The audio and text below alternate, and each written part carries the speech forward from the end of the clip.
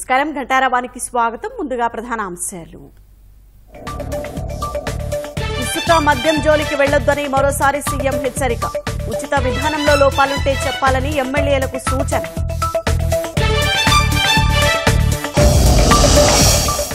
ఎమ్మెల్యేలు రాష్ట్ర సంపదగా తయారవ్వాలన్న చంద్రబాబు. సమస్యలు వదిలేసి బూతులు తిడితే ప్రజలు స్వాగతించరని సూచన.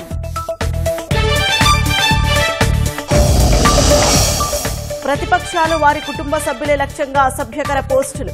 సజ్జల భార్గవ్, అవినాష్ రెడ్డి ఆదేశాలనే పాటించామన్న వర్రా. అభివృద్ధిని అడ్డుకోవటంలో కాంగ్రెస్ డబుల్ పీహెచ్డీ చేసిందన్న ప్రధాని. విచ్ఛిన్న శక్తుల్ని ఐక్యంగా ఎదుర్కొందామని ప్రజలకు పిలుపు.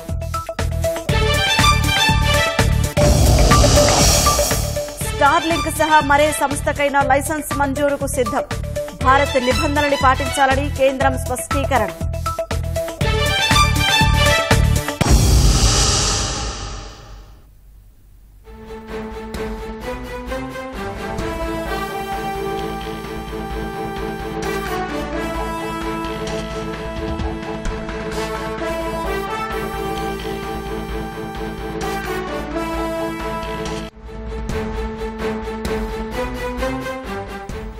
తాజాంశాన్ని చూస్తున్నాం. సజ్జల భార్గవరెడ్డికి పోలీసులు లుకౌట్ నోటీసులు జారీ చేశారు. జగన్ సమీప బంధువు అర్జున్ రెడ్డికి లుకౌట్ నోటీసులు జారీ చేశారు. ఇక మరింత సమాచారం మా ప్రతినిధి మురళిని అడిగి తెలుసుకుందాం. మురళి, ఏ కేసులో సజ్జల భార్గవరెడ్డికి పోలీసులు లుకౌట్ నోటీసులు జారీ చేశారు? పూర్తి వివరాలేంటి?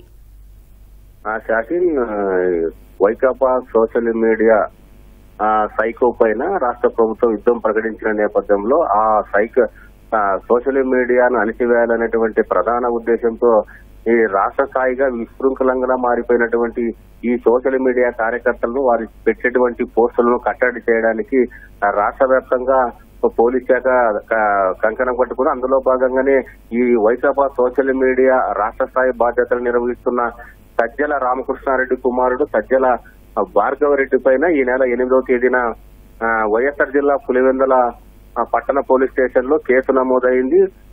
పులివెందుల ప్రాంతానికే చెందిన వర్రా రవీందర్ రెడ్డి, వైకాపా సోషల్ మీడియా సామాజిక కార్యకర్త వర్రా రవీందర్ రెడ్డిని A1 గా పోలీసులు కేసు నమోదు చేశారు. A2 కింద సజ్జల భార్గవరెడ్డి, A3 అర్జున్ రెడ్డిని, ఈ ముగ్గురిని కూడా SC/ST అట్రాసిటీ కేసుతో పాటు IT యాక్ట్ వివిధ సెక్షన్ల కింద వీరి ముగ్గురి పైన పోలీసులు కేసు నమోదు చేశారు. ఇప్పటికే వర్రా రవీందర్ రెడ్డిని అరెస్ట్ చేసి కడప కేంద్ర కారాగారానికి రిమాండ్ కోసం కూడా తరలించిన నేపథ్యంలో ఈ వర్రా రవీందర్ రెడ్డి ఇచ్చినటువంటి వాంగ్మూలం మేరకు సజ్జల భార్గవరెడ్డి పైన అర్జున్ రెడ్డి పైన ఉత్తు దిగుతోందని చెప్పాలి. నిన్న DIG కూడా స్పష్టంగా చెప్పారు. ఇదంతా కూడా రాష్ట్ర వ్యాప్తంగా సజ్జల భార్గవరెడ్డి అనేటువంటి వ్యక్తి సూచనల మేరకే వైకాపా సోషల్ మీడియా కార్యకర్తలు దాదాపు 40 యూట్యూబ్ ఛానల్స్, సామాజిక మాధ్యమాల ద్వారా దాదాపు 400 మంది ఇందులో పనిచేస్తున్నారు. వివిధ కంటెంట్ల ద్వారా జగన్మోహన్ రెడ్డికి వ్యతిరేకంగా, జగన్మోహన్ రెడ్డి పైన విమర్శ చేసే వారందరి పైన ఆ పోస్టులు అసభ్యకరమైనటువంటి పోస్టులు పెడుతున్నారని కూడా DIG సూచించారు. అయితే ఈ నేపథ్యంలోనే వీరిద్దరిని, అర్జున్ రెడ్డిని అదేవిధంగా సజ్జల భార్గవ్ రెడ్డిని పట్టుకోవడానికి పోలీసు బృందాలు కూడా నిన్న సాయంత్రం నుంచి రంగంలో దిగినట్లు మనకు సమాచారం అందుతుంది. అయితే వీరిద్దరూ అత్యంత ధనవంతులు, సంపన్నమైన వారి కానీ వీళ్ళు ఈ ప్రాంతంలో లేకుండా రాష్ట్రం దేశ సరిహద్దులు దాటిపోయే ప్రమాదం ఉందని భావించినటువంటి పోలీసులు వారికి లుకౌట్ నోటీసులు కూడా జారీ చేశారు. కొద్దిసేపు క్రితమే ఈ మేరకు కర్నూలు రేంజ్ DIG కోయ ప్రవీణ్ కూడా ఈ విషయాన్ని ధృవీకరించారు. వీరిద్దరికి, సజ్జల భార్గవ రెడ్డి, అర్జున్ రెడ్డికి ఇద్దరికి కూడా లుకౌట్ నోటీసులు జారీ చేశాము. వీళ్ళిద్దరు కూడా విదేశాలకు పారిపోకుండా ఉండే విధంగానే ఈ విధమైనటువంటి ఎత్తుగడన వేశామనేది కూడా స్పష్టంగా తెలియజేశారు. వాళ్ళు ఎక్కడున్నా సరే వాళ్ళు విచారణకు హాజరు కావాల్సింది పులివెందుల పోలీస్ స్టేషన్ రావాలనే విధంగా మేము అన్ని ప్రయత్నాలు చేస్తున్నాము. అలా లేని పక్షంలో చట్టపరంగా చేయాల్సినటువంటి అన్ని కార్యక్రమాలు కూడా చెప్తాం. ఇప్పటికే ఎవరైతే ఉన్నారో వర్రా రవీందర్ రెడ్డి అనేటువంటి వ్యక్తి A1 గా ఉన్నాడో అతను ఇచ్చినటువంటి వాంగ్మూలం ప్రకారం కడప ఎంపీ అవినాష్ రెడ్డి ప్రమేయంపై కూడా పోలీసులు ఆరా తీస్తున్నారు. అవినాష్ రెడ్డి PA రాఘవరెడ్డి ఈ కంటెంట్ ఇస్తే ఇతను వర్రా రవీందర్ రెడ్డి సామాజిక మాధ్యమాల్లో పోస్టులు చేసేవాడు. అసభ్యకరమైన 2020 నుంచి సోషల్ మీడియా రాష్ట్ర స్థాయి బాధ్యతలు తీసుకున్నటువంటి సజ్జల భార్గవరెడ్డి ఎవరైతే ఉన్నారో సజ్జల భార్గవరెడ్డి, అర్జున్ రెడ్డి, సుమారెడ్డి వీరందరూ కూడా రాష్ట్ర స్థాయి పదవుల్లో కీలకంగా ఈ వైకాపా సోషల్ మీడియాలో ప్రధాన పాత్ర పోషించారని కూడా వర్ర రవీందర్ రెడ్డి పోలీసులకు ఇచ్చినటువంటి వాగ్మూలంలో పేర్కొన్నారు. అందుకే వీళ్ళిద్దరిని అరెస్ట్ చేస్తే సజ్జల భార్గవ రెడ్డిని అర్జున్ రెడ్డిని అరెస్ట్ చేస్తే వీరి వెనక ఉన్నటువంటి కుట్రదారులు, వీరితో చేయిస్తున్నటువంటి సూత్రధారులు ఎవరనేది కూడా తెలుసుకునేటువంటి అవకాశం ఉన్న నేపథ్యంలో వీరు విదేశాలకు పారిపోకుండా వారిని అదుపులోకి తీసుకునేందుకే తక్షణమే ఈ పోలీస్ శాఖ వారిద్దరికి కూడా లుకౌట్ నోటీసులు జారీ చేసిందని చెప్పాలి.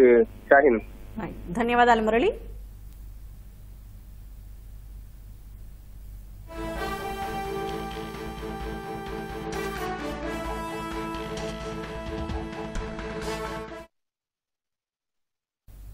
సార్వత్రిక ఎన్నికల ముందు నుంచి సజ్జల భార్గవరెడ్డి ఆదేశాల మేరకు వైసీపీ సోషల్ మీడియాలో ప్రతిపక్ష పార్టీ నేతలు వారి కుటుంబ సభ్యులను లక్ష్యంగా చేసుకుని అసభ్యకరమైన పోస్టులు పెట్టామని వైసీపీ సామాజిక కార్యకర్త రవీందర్ రెడ్డి అంగీకరించారు. ఇవాళ తెల్లవారుజామున కడప 2వ అదనపు మెజిస్ట్రేట్ ముందు వర్రాను పోలీసులు హాజరుపరచగా 14 రోజుల రిమాండ్ కోసం కడప జైలుకు తరలించారు. పులివెందులకు చెందిన వర్రా రవీందర్ రెడ్డి నేరాన్ని అంగీకరించిన రిమాండ్ రిపోర్టులోని పలు అంశాలు బయటకొచ్చాయి. 3 రాజధానులకు వ్యతిరేకంగా న్యాయమూర్తులు ఇచ్చిన తీర్పులపై పోస్టులు పెట్టలేదని సజ్జల భార్గవరెడ్డి తనను తీవ్రంగా బెదిరించారని వర్రా రిమాండ్ రిపోర్టులో పేర్కొన్నారు.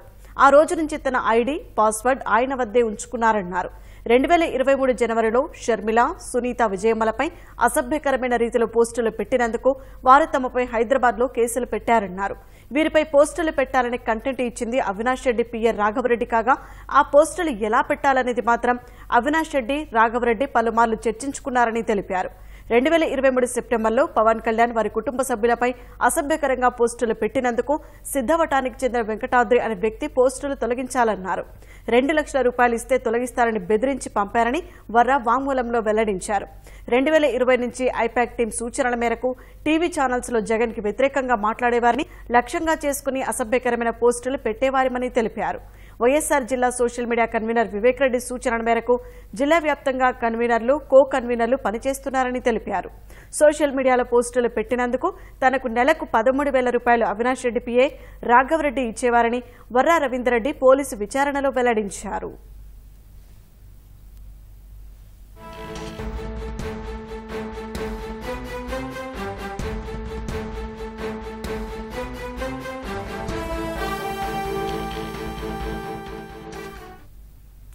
తాజాంశాన్ని చూస్తున్నాం.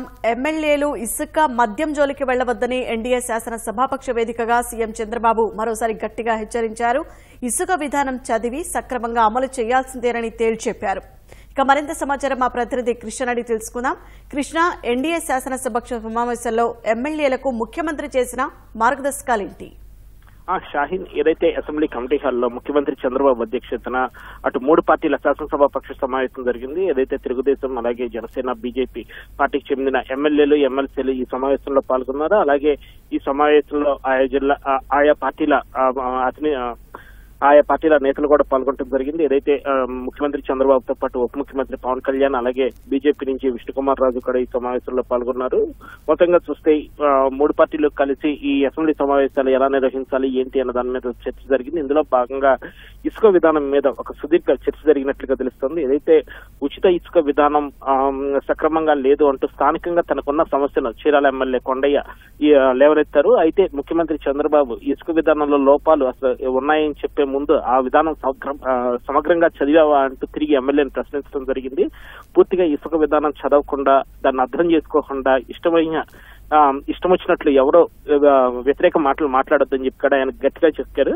ఇసుక విధానాన్ని ప్రతి ఒక్కరూ సమగ్రంగా చదివి తమ నియోజకవర్గాల పరిధిలో దాన్ని సక్రమంగా అమలు చేయటం అనేది వారి బాధ్యత అని చెప్పి హెచ్చరించడం జరిగింది. అలాగే ఎవరికైనా సరే స్థానికంగా ఉన్న పరిస్థితుల దృష్ట్యా అమల్లో ఎక్కడైనా లోపం ఉంటే తన దృష్టికి ఇప్పుడే తీసుకొస్తే వెంటనే పరిష్కారం కూడా తను చెప్తానని చెప్పి ఒక విధమైన సవాల్ ఎమ్మెల్యేల ముందు చంద్రబాబు పెట్టినట్లుగా తెలుస్తుంది.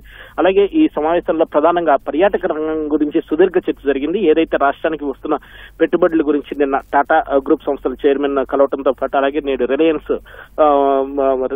ప్రతినిధులు వచ్చి దాదాపు 65,000 కోట్ల రూపాయల పెట్టుబడులు ఏ విధంగా పెడుతుంది అన్న అంశాలను సీఎం ప్రస్తావించారు. ఇందులో భాగంగా ఏదైతే ఏదైతే టాటా గ్రూప్ సంస్థలు దాదాపు 20 హోటళ్ల ద్వారా 20,000 గదులు అందుబాటులోకి తెస్తున్న అంశాన్ని ప్రస్తావించారు. దీని ద్వారా పర్యాటక రంగం ఏ విధంగా అభివృద్ధి చేసుకోవచ్చు ఏంటి అన్న దాని మీద ఒక సుదీర్ఘ చర్చ అనేది జరిగినట్లుగా తెలుస్తుంది.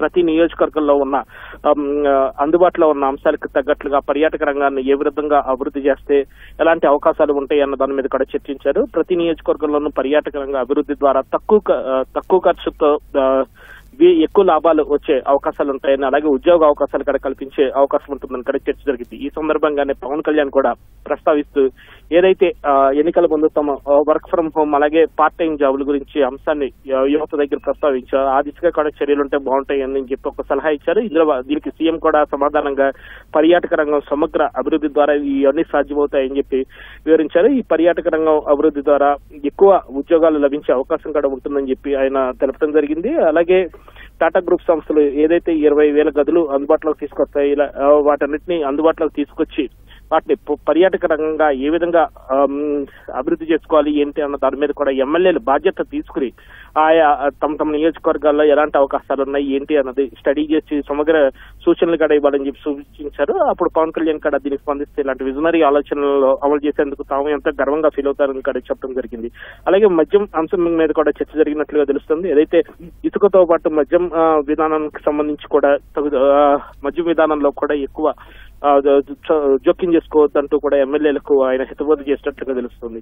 అలాగే ఏదైతే టీటీడీ లేఖలకు సంబంధించి కూడా రఘురామ కృష్ణరాజు ఒక విషయాన్ని ప్రస్తావించబోగా, అంటే సిఫార్సు లేఖలు ఇచ్చే విషయంలో తాము ఎన్నో ఇబ్బందులు ఎదుర్కొంటున్నామని చెప్పి ప్రస్తావించబోగా నారా లోకేష్ ఆయనకి ఏదైతే ఇటీవల శాసనసభ పక్ష సమావేశంలో తెలుగుదేశం పార్టీ శాసనసభ పక్ష సమావేశంలో తీసుకున్న నిర్ణయాన్ని గుర్తు చేశారు. ఇప్పటికే బోర్డు ఏర్పడినందున ఈ నెల 18వ తేదీన బోర్డు సమావేశం ఏర్పాటు జరిగే ఈ సమస్యకు పరిష్కారం లభిస్తుందని చెప్పడంతో ఆయన కూడా అంశాన్ని అక్కడితో వదిలేశారు. మొత్తంగా చూస్తే కనుక పర్యాటక రంగం మీదే ఈ గంటన్నర పాటు దాదాపు జరిగిన సమావేశంలో ఎక్కువ శాతం పర్యాటక రంగం మీదే జరిగినట్లుగా తెలుస్తుంది. ఆ తర్వాత ఇసుక అంశం మీద కూడా సుదీర్ఘ చర్చ జరిగినట్లుగా తెలుస్తుంది. షాహీన్, ధన్యవాదాలు కృష్ణ.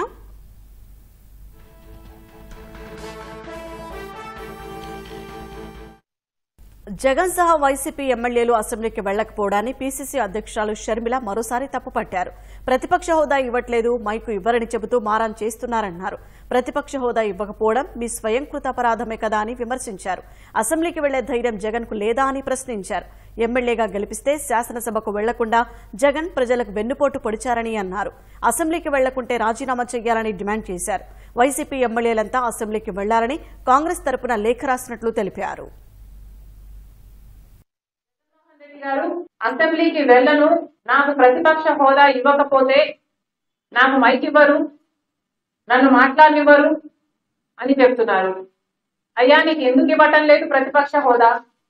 మీ స్వయం కృతాపరాధమే కదా. మీకు 11 మందే గెలిపించారు ప్రజలు అంటే, ఒకప్పుడు 151 మందిని గెలిపించిన ప్రజలు మిమ్మల్ని 11 మందినే గెలిపించారు అంటే మీ స్వయం కృతాపరాధం కాదా? ప్రజలు మీ అవినీతి అక్రమాలను గమనించారు కాబట్టే మీకు 11 సీట్లే ఇచ్చారు. పోనీ అవైనా ఇచ్చారు కదా, ఇచ్చారు అన్న కృతజ్ఞత అయినా ఉండాలి కదా. ఇది చాలా విడ్డూరంగా ఉంది. మళ్ళీ చెప్తున్నాం, this is not right. Jaganmohan Reddy గారి అహంకారం, అజ్ఞానమే బయటపడుతుంది. వైసీపీ ఎమ్మెల్యేలకు కూడా ఈ ప్రశ్న అడుగుతున్నాం. మీరు ఏమిటండి మెంబర్ ఆఫ్ లెజిస్లేటివ్ అసెంబ్లీ, మీరు అసెంబ్లీకి వెళ్ళకపోతే వాట్ ఆర్ యూ? ఆలోచన ఉండనవసరం లేదా? మరి అలాంటప్పుడు మీరు అసెంబ్లీకే వెళ్ళను అంటే మీరు ప్రజలకు వెన్నుపోటు కొట్టడం కాదా? మీరేమైనా ప్రజలకు ముందే చెప్పారా మేము ఓడిపోతే అసెంబ్లీకి పోము అని? చెప్పలేదు కదా. ప్రజలు ఏమనుకున్నారు? మిమ్మల్ని గెలిపిస్తే వాళ్ళని అసెంబ్లీలో మీరు రిప్రజెంట్ చేస్తారు అని కదా వాళ్ళు అనుకున్నారు. మరి అలాంటప్పుడు మీరు ఇప్పుడు అసెంబ్లీకి వెళ్ళకపోతే మీరు ప్రజలను మోసం చేసినట్టు కాదా? మీకు ఏ హక్కు ఉందండి మేము అసెంబ్లీకి వెళ్ళము అని చెప్పడానికి? జగన్మోహన్ రెడ్డి గారిదంటే అహంకారం అనుకోవచ్చు. మీ అందరికీ ఏమైంది? మీరు అక్కడెక్కడో మాట్లాడతాం, మా ఇంట్లో మాట్లాడతాం, పక్కింట్లో మాట్లాడతాం అంటే ఏమర్థం ఉందండి? నిన్న బడ్జెట్ ప్రవేశపెడుతుంటే మీరు కనీసం అటెండ్ కూడా కాలేదు. ఇక బడ్జెట్ డిస్కషన్ కూడా మీరు అటెండ్ కాకపోతే అసలు ఈ బడ్జెట్ లో తప్పుంది అని అసెంబ్లీలో ఎవరు మాట్లాడేవాడే లేడు. కాబట్టి కాంగ్రెస్ పార్టీ డిమాండ్ చేస్తుంది, మీకు ధైర్యం లేకపోతే, మీకు ఆ సామర్థ్యం లేకపోతే వైసీపీ ఎమ్మెల్యేలు అందరూ రాజీనామాలు చేయండి. సాక్షిలో తనపై అసత్య కథనాలు ప్రచురించారని మంత్రి నారాయణ ప్రజాప్రతినిధుల కోర్టులో వైసీపీ అధ్యక్షుడు జగన్పై పరువు నష్టం దావా వేశారు. కేసును కొట్టివేయాలని కోరుతూ జగన్ హైకోర్టులో పిటిషన్ దాఖలు చేశారు. కేసు విచారణలో తాను కోర్టుకు హాజరు కాకుండా మినహాయింపు ఇవ్వాలని కోరారు. జగన్ వేసిన పిటిషన్పై న్యాయస్థానం విచారణ జరిపింది. కేసు విచారణలో జగన్ కు బదులు ఆయన న్యాయవాది హాజరయ్యేందుకు హైకోర్టు అనుమతినిచ్చింది. ఈ నెల 15న పరువు నష్టం దావా కేసులో జగన్ ప్రజాప్రతినిధుల కోర్టుకు హాజరు కావాల్సి ఉంది. ఈ నేపథ్యంలో హాజరు మినహాయింపు కోరుతూ హైకోర్టులో పిటిషన్ దాఖలు చేశారు. తదుపరి విచారణను న్యాయస్థానం డిసెంబర్ 20కి వాయిదా వేసింది. ఈటీవీ ఆధ్వర్యంలో తణుకులో కాసేపట్లో కార్తీక దీపోత్సవం ప్రారంభం కానుంది. నూలి గ్రౌండ్స్ లో జరిగే దీపోత్సవానికి మహిళలు తరలివస్తున్నారు. ఇక మరింత సమాచారం మా ప్రతినిధి మహేష్ ప్రత్యక్ష ప్రసారం ద్వారా అందిస్తారు.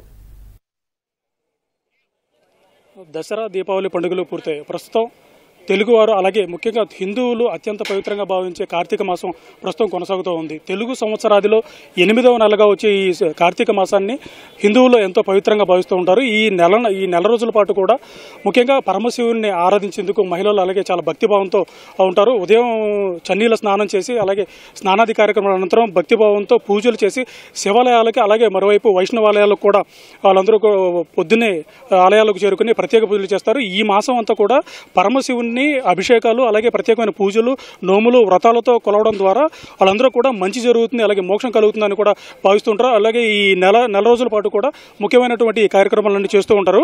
మరోవైపు ఏదైతే ఖచ్చితమైనటువంటి అలాగే వాస్తవాలతో కూడిన వార్తలు సమాజానికి అందించే ఈటీవీ ఛానళ్లు సమాజంలో భక్తిభావాన్ని పెంపొందించడంలో కూడా ఎప్పుడు కూడా ముందుంటాయి. ఈ క్రమంలోనే ఏటా కూడా సమాజంలో భక్తిభావం పెంపొందించడంలో భాగంగా ప్రతి ఏడాది కార్తీక మాసంలో కార్తీక దీపోత్సవ కార్యక్రమాలు నిర్వహిస్తున్నారు. ఈ ఏడాది కూడా విశాఖపట్నంలో ప్రారంభమైనటువంటి ఈ కార్యక్రమాలు ప్రస్తుతం తణుకుకు చేరుకున్నాయి. ప్రస్తుతం తణుకులో ఉన్నటువంటి నూలి గ్రౌండ్స్లో కార్తీక దీపోత్సవ కార్యక్రమానికి మొత్తం ఏర్పాట్లన్నీ పూర్తయి ఈ ప్రాంగణాన్ని కూడా సర్వాంగ సుందరంగా మొత్తం చేశారు. ప్రస్తుతం మహిళలందరూ కూడా వారు ఏదైతే కార్తీక దీపోత్సవం వారు కేటాయించినటువంటి టేబుల్ దగ్గరకు చేరుకుని కార్తీక దీపాలు వెలిగించేందుకు కూడా వాళ్ళందరూ కూడా సిద్ధంగా ఉన్నారు.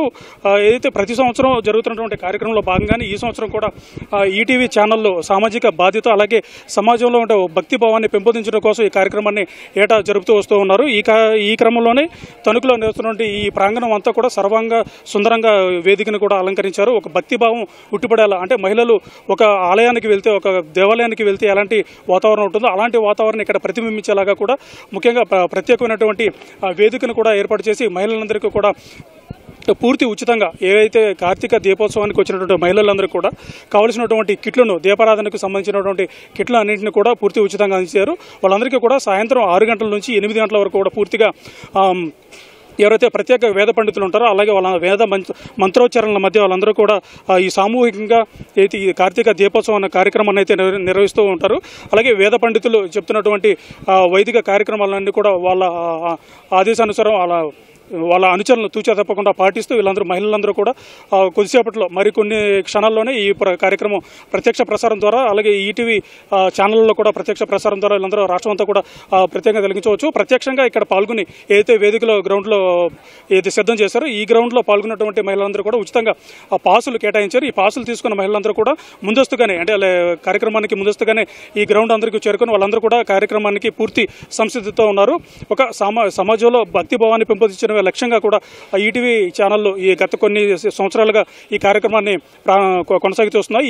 ఈ పరంపరలో భాగంగానే ఈ ఏడాది కూడా ఈ కార్తీక దీపోత్సవ కార్యక్రమాలు కొనసాగుతున్నాయి. మరికొన్ని క్షణాల్లోనే తణుకు నూలి గ్రౌండ్స్ నుంచి ప్రత్యక్ష ప్రసారం ప్రారంభమవుతుంది. ఇది తణుకులో ఉన్నటువంటి కార్తీక దీపోత్సవానికి సంబంధించినటువంటి ఏర్పాట్ల మీద. కెమెరామెన్ రమేష్తో ఉమామహేష్, ఈటీవీ న్యూస్, తణుకు నుంచి. సభా నియమాలు, బడ్జెట్ పద్దులు, కేటాయింపులపై అవగాహన కల్పించేలా వర్క్షాప్ నిర్వహించడం పట్ల ఎమ్మెల్యేలు, ఎమ్మెల్సీలు హర్షం వ్యక్తం చేశారు. ఢిల్లీకి చెందిన పార్లమెంట్ రీసెర్చ్ సంస్థతో పాటు ముఖ్యమంత్రి చంద్రబాబు, స్పీకర్ అయ్యన్నపాత్రుడు, మంత్రి నాదెండ్ల మనోహర్ తమ అనుభవ సారాన్ని తెలియజేశారని అన్నారు. ఈ వర్క్షాప్ చాలా ఉపయోగకరంగా ఉందని చెప్పారు. మా నాయకుడు చంద్రబాబు నాయుడు గారు కూడా బడ్జెట్ గురించి మాకు చెప్పడం జరిగింది. ఆర్థిక మంత్రి కేశవ్ గారు కూడా చెప్పడం జరిగింది. తద్వారా విషయాలు కొన్ని తెలుసుకోగలిగాము. అట్లానే అసెంబ్లీలో మేము ఎట్లా ఉండాలి ఏందనే పరిస్థితుల గురించి స్పీకర్ గారు కూడా తెలియజేయడం జరిగింది. అట్లానే ఎటువంటి ప్రశ్నలు లేవనెత్తాలి, ఎట్లా సొసైటీకి ఉపయోగపడే కానీ, నియోజకవర్గానికి ఉపయోగపడే కానీ, రాష్ట్రానికి ఉపయోగపడే కానీ ఎటువంటి ప్రశ్నలు లేవనెత్తాలనే అంశాల మీద మనోహర్ గారు కూడా సూచించడం జరిగింది.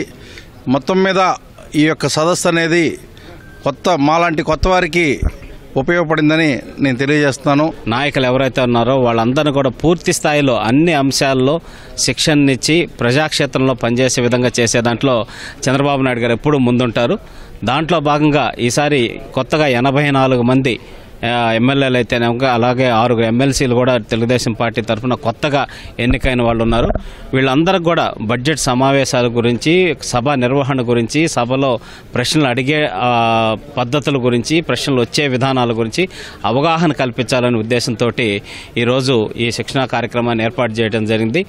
పిఆర్ఎస్ సంస్థను ఒక సంస్థ ఢిల్లీ నుంచి వచ్చి వాళ్ళందరూ కూడా బడ్జెట్ ఎలా రూపకల్పన చేస్తారు, బడ్జెట్లో కేటాయింపులు ఎలా చేస్తారు, ఏ శాఖ నుంచి ఎటువంటి పరిస్థితుల్లో ఇవన్నీ తీసుకుంటారనే దాని మీద విశ్లేషించడం. దాని తర్వాత మీరు ఎవరైతే శాసనసభ్యులుగా కొత్తగా ఎన్నికయ్యారో ఒకళ్ళు ఎవరైతే శాసనసభలో మాట్లాడగలుగుతారో ప్రజా సమస్యల మీద, దానికి పరిష్కారం కనుక్కోగలుగుతారో, ప్రజలకు అవసరమైనటువంటి డేటాని శాసనసభ ద్వారా ఎవరైతే బయటకు పెట్టగలుగుతారో అటువంటి వాళ్ళందరి ప్రజలు ఆదరిస్తారని, వాళ్ళ ద్వారా తప్పకుండా రాబోయేటువంటి రోజుల్లో మీరు ఒక ప్రజల ఆస్తిగా మిగులుతారని చెప్పి గౌరవ ముఖ్యమంత్రి గారు చెప్పడం జరిగింది.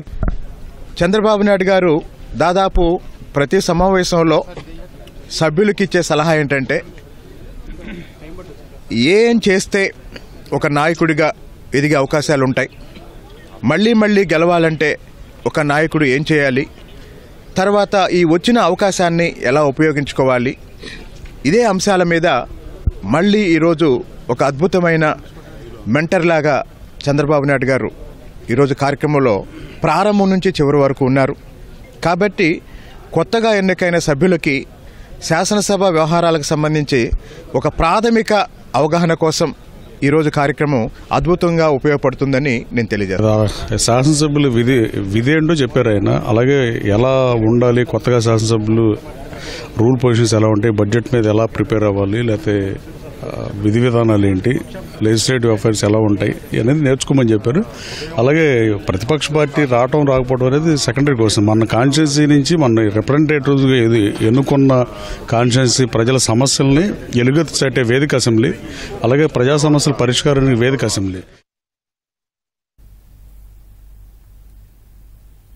సామాజిక మాధ్యమాల వేదికగా మానసికంగా మహిళా ప్రజాప్రతినిధులను కుంగదీసేలా పోస్టింగులు ఉంచడం, ప్రచారం చేయడం మెంటల్ వయోలెన్స్ గా పరిగణించాల్సి ఉంటుందని బీజేపీ రాష్ట్ర అధ్యక్షులు దగ్గుబాటి పురంధేశ్వరి అన్నారు.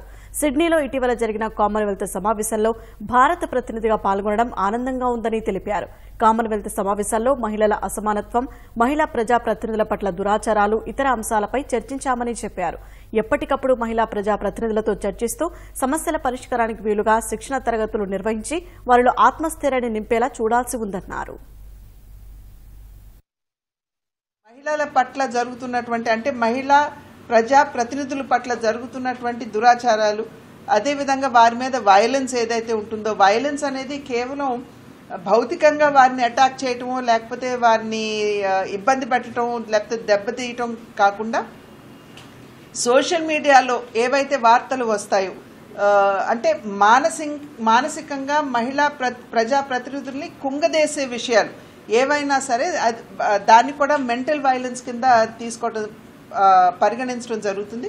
కనుక ఇటువంటి అంశాలన్నింటి మీద కూడా దేశంలో ఉన్నటువంటి మహిళా ప్రజాప్రతినిధులతో ఎప్పటికప్పుడు సంవాదిస్తూ వారిలో అవగాహన, అదేవిధంగా ఆత్మస్థైర్యాన్ని పెంచడానికి కావలసినటువంటి ట్రైనింగ్ కార్యక్రమాలు నిర్వహించుకుంటూ ఇవన్నీ కూడా తీసుకుని వెళ్ళి మళ్ళీ మనం కామన్వెల్త్లో ప్రస్తావించి వారి సహకారం అందుకునేటువంటి అవకాశం అనుకుంటుంది. సహకారం అంటే కేవలం ఇది ధన రూపేణ ఉండనవసరం లేదు, టెక్నాలజికల్ సపోర్ట్ మహిళా ప్రజాప్రతినిధులకు ఇస్తూ వారిలో ఆత్మస్థైర్యాన్ని పెంచేటువంటి ఒక సహకార కార్యక్రమం కూడా కామన్వెల్త్ నిర్వహిస్తుంది.